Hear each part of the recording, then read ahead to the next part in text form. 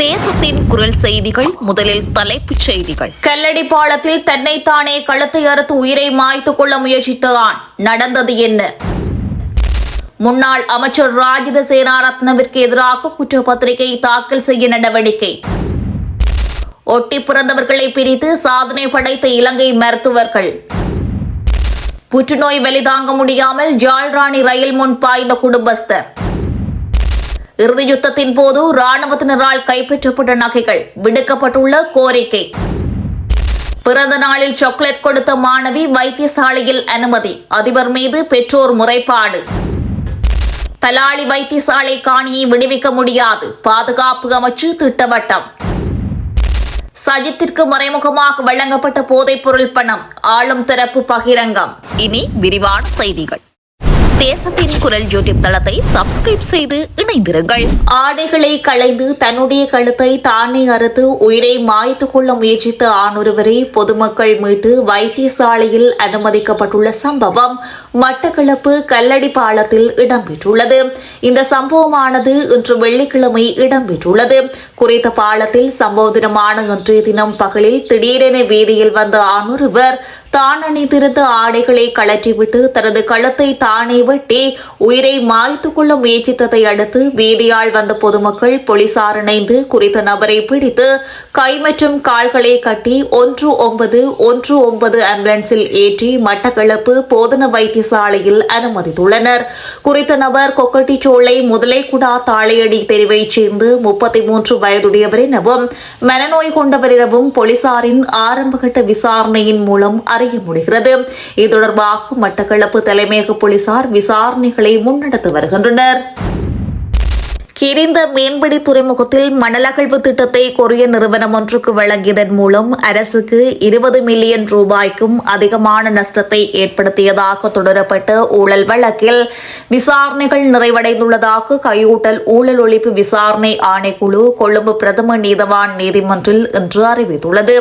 இந்த வழக்கின் சந்தேக நபர்களான முன்னாள் கடற்தொழில் அமைச்சர் ராஜித சேனாரத்ன மற்றும் இலங்கை மீன்பிடி துறைமுக கூட்டு தாபனத்தின் முன்னாள் தலைவர் உபா ஆகியோருக்கு எதிரான விசாரணைகள் முழுமையாக நிறைவடைந்துள்ளதாக கையூட்டல் ஒழிப்பு விசாரணை ஆணைக்குழு நீதிமன்றில் தெரிவித்திருந்தது.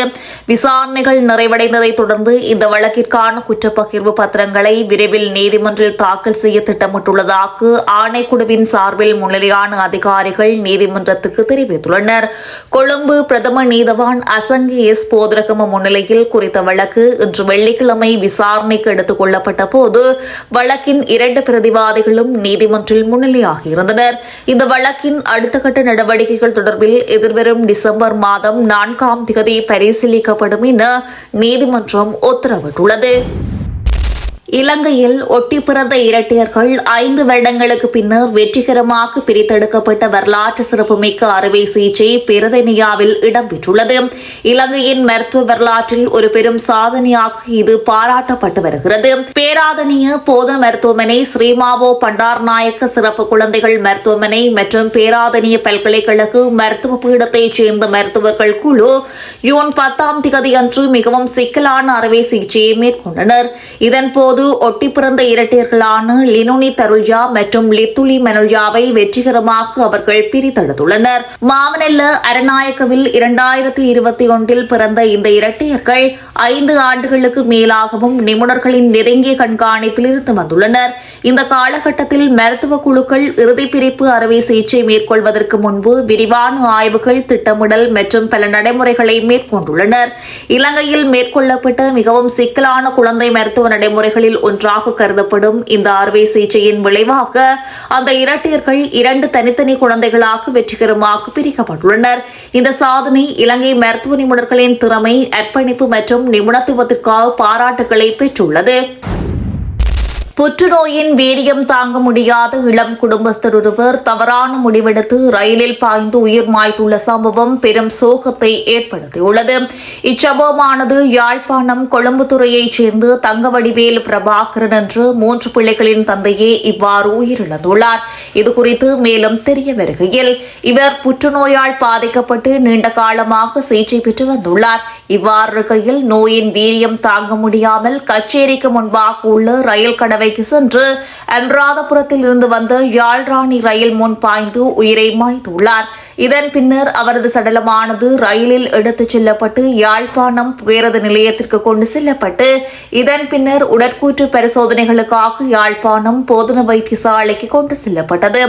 அவரது சடலம் மீதான மரண விசாரணைகளை திடீர் மரண விசாரணை அதிகாரி நமசிவாயம் பிரேம்குமார் மேற்கொண்டுள்ளார். பலாலி ராணுவ வைத்தியசாலை அமைந்துள்ள காணியை ராணுவ பராமரிப்பில் இருந்து விடுவிக்க முடியாது என பாதுகாப்பு அமைச்சு திட்டவட்டமாக தெரிவித்துள்ளது. பலாலி பகுதி அதி அவதானமிக்க பாதுகாப்பு வலயமாக அடையாளப்படுத்தப்பட்டுள்ளதால் இந்த நடைமுறை முன்னெடுக்கப்பட்டுள்ளதாக பாதுகாப்பு பிரதி அமைச்சர் அருண ஜெயசேகர் அறிவித்துள்ளார். இதுகுறித்து நேற்றைய நாடாளுமன்ற அமர்வில் கருத்து வெளியிட்ட அவர், இந்த வலயத்திற்குள்ள 1661 ஏக்கர் காணியை சட்டத்தின் பிரகாரம் ராணுவத்திற்கு உரித்தாக்குவதற்கும் காணி உரிமையாளர்களுக்கு காணி அமைச்சின் ஊடாக இழப்பீடு வழங்க நடவடிக்கை எடுக்கப்பட்டுள்ளது. பொது பாதுகாப்பு மற்றும் தேசிய பாதுகாப்புக்கு அவசியமற்ற காணிகள் கட்டம் கட்டமாக விடுவிக்கப்படுகின்றன. 2009 முதல் 2024 ஆண்டு வரையான காலப்பகுதியில் வடக்கு மற்றும் கிழக்கு மாகாணங்களில் ராணுவ கட்டுப்பாட்டில் இருந்து 64,663 ஏக்கர் காணிகள் விடுவிக்கப்பட்டுள்ளன. நாங்கள் ஆட்சிக்கு வந்தவுடன் 692 ஏக்கர் காணிகளை விடுவித்துள்ளோம். எதிர்வரும் ஓரிரு மாத கால பகுதியில் 243 ஏக்கர் காணிகளை விடுவிப்பதற்குரிய நடவடிக்கைகள் எடுக்கப்பட்டுள்ளன. வடக்கு மற்றும் கிழக்கு மாகாணங்களில் தமிழ் மக்களின் காணிகளை ராணுவத்தினர் கையகப்படுத்தவில்லை. அத்தியாவசிய தேவை மற்றும் பாதுகாப்பு காரணிகளின் நிமித்தம் இந்த காணிகள் பயன்படுத்தப்படுகின்றன. பலாலி விமான நிலையம் 774.98 ஏக்கர் நிலப்பரப்பில் நிர்மாணிக்கப்பட்டுள்ளது. எதிர்காலத்தில் விமான நிலைய அபிவிருத்தி பணிகளுக்காக மேலதிகமாக காணிகள் தேவைப்படும் என்று சிவில் விமான சேவைகள் அதிகார சபையானது விமானப்படை ஊடாக பாதுகாப்பு அமைச்சுக்கு அறிவுறுத்தியுள்ளது. காணி அமைச்சு, நில அளவை திணைக்களம், முப்படை மற்றும் பிரதேச செயலக பிரிவுகளை ஒன்றிணைத்து பொதுக் கொள்கை அடிப்படையில் முரண்பாடற்ற வகையில் இந்த கோரிக்கைக்குரிய நடவடிக்கைகளை முன்னெடுக்குமாறு அறிவுறுத்தியுள்ளோம். இந்த பகுதியில் ராணுவத்தினர் பயிற்சிகை நடவடிக்கையில் ஈடுபடுவதில்லை. தமது சுயதேவைக்காகவே பயிற்சிகை நடவடிக்கைகளில் ஈடுபடுகின்றனர். இது வியாபார நோக்கத்தை அடிப்படையாக கொண்டதல்ல. பலாலி ராணுவ வைத்தியசாலை கட்டடத்தை புனரமைக்க வேண்டிய தேவை காணப்படுகிறது. இந்த வைத்தியசாலை 27.9 ஏக்கர் நிலப்பரப்பில் அமைக்கப்பட்டுள்ளது. இந்த வைத்தியசாலை புனரமைப்புக்கு 99.3 மில்லியன் ரூபாய் மதிப்பிடப்பட்டு 55 மில்லியன் ரூபாய் இதுவரையில் செலவிடப்பட்டுள்ளது. இந்த ஆண்டு 42.11 மில்லியன் ரூபாய் நிதி ஒதுக்கப்பட்டுள்ளது. முப்படையின் பயன்பாட்டில் உள்ள தேசிய முக்கியத்துவம் வாய்ந்த காணிகளை தற்போது விடுவிப்பதற்கான இயலுமை கிடையாது என சுட்டிக்காட்டியுள்ளார். எதிர்க்கட்சித் தலைவர் சஜித் பிரேமதாசவிற்கு பாதாள குழுக்களிடமிருந்து பெற்ற லஞ்சத்தில் 1 கோடி ரூபாய் கொடுக்கப்பட்டுள்ளது என நாடாளுமன்றத்தில் பகிரங்க குற்றச்சாட்டு முன்வைக்கப்பட்டுள்ளது. ஊழல் மோசடியில் இதுவரை ஸ்ரீலங்கா பொதுஜன பெரமுனதான் முன்னிலையில் இருந்தது. தற்போது ஐக்கிய மக்கள் சக்தி பின்தங்கியுள்ளது என்றும் ஊடகத்துறை பிரதியமைச்சர் கௌசல்யா ஆரியரத்ன முன்வைத்த கருத்துக்களில் இந்த குற்றச்சாட்டு சுமத்தப்பட்டுள்ளது. நாடாளுமன்றத்தில் நேற்று இடம்பெற்ற பணம் தூயல் தாக்கல் தடை சட்டம் மூலம் நிதிசார் கொடுக்கல் வாங்கல்கள் அறிக்கையிடல் சட்டம் மூலம் மற்றும் பயங்கரவாத நிதியளிப்பை ஒடுக்குதல் மீதான சமவாய சட்டம் மூலம் மீதான விவாதத்தில் பேசிய போது அவர் இவ்வாறு தெரிவித்துள்ளார். இதுகுறித்து அவர் மேலும் தெரிவிக்கையில், கடந்த முறை ஸ்ரீலங்கா பொதுஜன பெரமுன சார்பில் வத்தளை பிரதேச சபை வேட்பாளராக போட்டியிட்ட யோகான் விக்ரமசிங்க தற்போது ஐக்கிய மக்கள் சக்தியின் உறுப்பினராக உள்ளார். இவர் போதைப்பொருள் குற்றச்சாட்டில் கைது செய்யப்பட்டுள்ளார். இதுவரை காலமும் ஸ்ரீலங்கா பொதுஜன பெரமுனதான் பாதாள குழுக்கள் மற்றும் போதைப்பொருள் நபர்களுடன் தொடர்பு கொண்டு முன்னிலையில் இருந்தது. ஆனால் ஐக்கிய மக்கள் சக்தி தற்போது அந்த கட்சியை பின்தள்ளியுள்ளது. எதிர்க்கட்சியில் உள்ள ஐக்கிய மக்கள் சக்தியின் சில நாடாளுமன்ற உறுப்பினர்கள் இந்த போதைப்பொருள் மற்றும் பாதாள உலக நடவடிக்கையில் ஈடுபடவில்லை. எனவே நான் இப்போது தெரிவித்ததை கேட்டு நாடாளுமன்ற உறுப்பினர் கஷடி சில்வா ஏமாற்றமடைவதும் கோபமடைவதும் நியாயமானது என்பதை என்னால் புரிந்து கொள்ள முடிகிறது. நான் எந்தவொரு உறுப்பினரின் பெயரையும் குறிப்பிடவில்லை. எனது கூற்றை கேட்டு கோபமடைந்த கர்ஷடி சில்வா போன்று ஐக்கிய மக்கள் சக்தியின் சில உறுப்பினர்கள் குற்றம் மற்றும் போதைப் பொருளுக்கு எதிராக எமது அரசாங்கம் முன்னெடுத்துள்ள நடவடிக்கைகளுக்கு ஒத்துழைப்பு வழங்கியுள்ளார்கள். இலங்கையில் நாம் ஏற்கனவே ஆரம்பித்துள்ள போதைப்பொருள் மற்றும் பாதாள உலக குற்ற செயல்களை ஒழிப்பதற்கான போராட்டத்தை எத்தகைய சவால்களை எதிர்கொள்ள நேரிட்டாலும் எமது அரசாங்கம் பின்வாங்காது என கௌசல்யா ஆரியரத்ன தெரிவித்துள்ளார். இலங்கை ராணுவத்தினரால் 2009ஆம் ஆண்டு நடைபெற்ற இறுதி யுத்தத்தின் போது வன்னி வைப்பகங்களில் இருந்து கைப்பற்றப்பட்டு தமிழ் மக்களின் பல கோடி ரூபாய் பெறுமதியான நகைகள் குறித்து நாடாளுமன்ற உறுப்பினர் சிவஞானம் ஸ்ரீதரன் கருத்து வெளியிட்டுள்ளார்.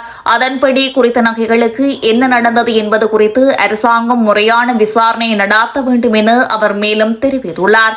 நாடாளுமன்றில் நேற்று நடைபெற்ற நிதி தூய்தாக்கல் தடுப்புச் சட்டமூலம் மீதான விவாதத்தில் கலந்து கொண்டு தெரிவிக்கும் போதே அவர் இதனை தெரிவித்துள்ளார். அவர் மேலும் தெரிவிக்கையில், யுத்த காலத்தில் தமிழர்கள் தங்கள் விவசாய தேவைகளுக்காகவும் பிள்ளைகளின் கல்விக்காகவும் வன்னி வைப்பகங்களில் பெருமளவான நகைகளை அடகு வைத்திருந்தனர்.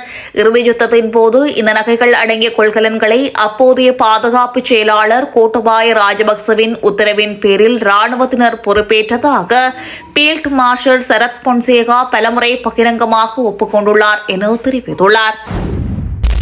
தனது பிறந்த நாளை முன்னிட்டு சக மாணவிகளுக்கு சாக்லேட் வழங்கி மகிழ்ச்சியை பகிர்ந்து கொண்ட மாணவி ஒருவர் பாடசாலை அதிபரால் மோசமாக நடத்தப்பட்டதாக தெரிவிக்கப்பட்டுள்ளது.